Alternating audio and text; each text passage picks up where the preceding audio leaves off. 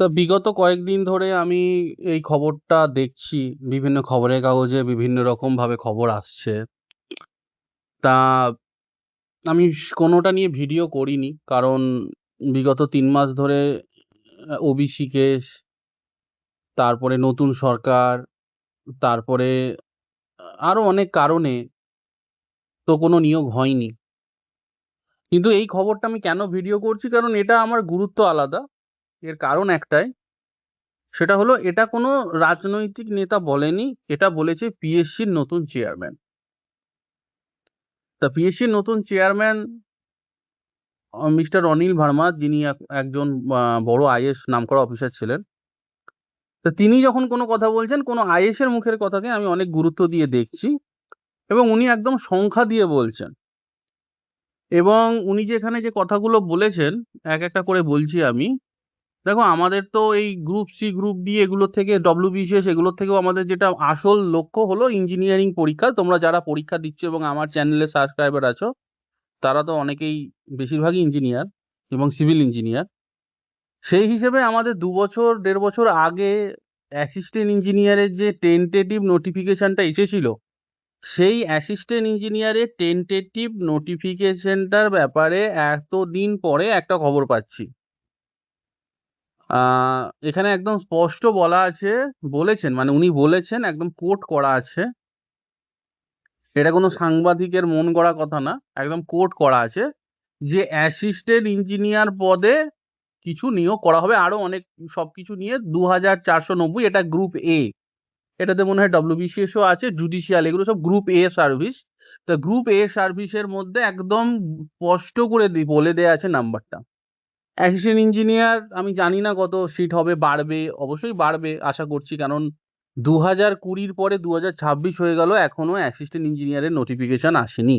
Tentative এসেছিল, কিন্তু এখনো ফাইনাল নোটিফিকেশন আসেনি এবং পরীক্ষাও হয়নি। অনেকেই প্রিপারেশন নিচ্ছ, এবং সেই হিসেবে যেহেতু আমি এই খবরটা পেলাম, এবং এখানে যেহেতু একটা আশার আলো দেখা যাচ্ছে, সেই জন্য আমি এই ভিডিওটা করছি।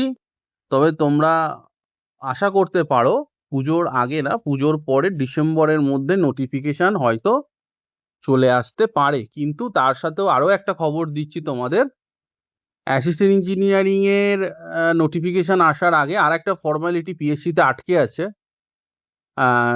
এইসব কারণে কিছু অফিসিয়াল ফর্মালিটির জন্য অ্যাসিস্ট্যান্ট ইঞ্জিনিয়ারটা হয়তো, দেখো, ডিসেম্বরের মধ্যে আসার একটা ভালো চান্স আছে, এবং ডিসেম্বরের মধ্যে না এলেও জানুয়ারি ফেব্রুয়ারির মধ্যে তোমরা কিন্তু আশা করতেই পারো। আমার এটা ভেতরের খবর আমি তোমাদের দিলাম, যে আরো শুধুমাত্র পিএসসি চাইলেই হবে না, আরো কিছু ফর্মালিটি পিএসসি ছাড়াও তোমার ডিপার্টমেন্টাল কিছু ফর্মালিটি ওখানে আটকে আছে।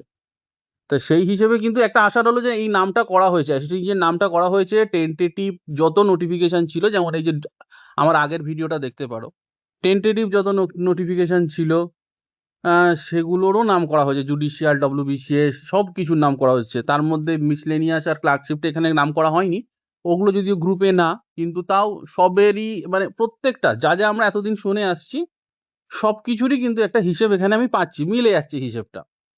তো সেই জন্যই আমি ভিডিওটা করলাম, তোমাদের সুবিধার জন্য, তোমাদের জানার জন্য। দেখো, এটা খবর, এবার খবর তো হয়েই, আমরা তো খবর দেখেই অভ্যস্ত।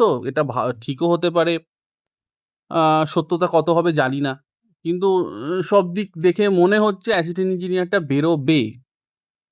তবে সাব অ্যাসিস্ট্যান্টের কোনো খবর নেই। অ্যাসিস্ট্যান্টের খবরটা যেহেতু পেলাম, এবং কাগজেও যেহেতু এটা সাপোর্টিং পেলাম আমি, এই জন্য আমি ভিডিওটা করছি, জাস্ট ফর ইনফরমেশন।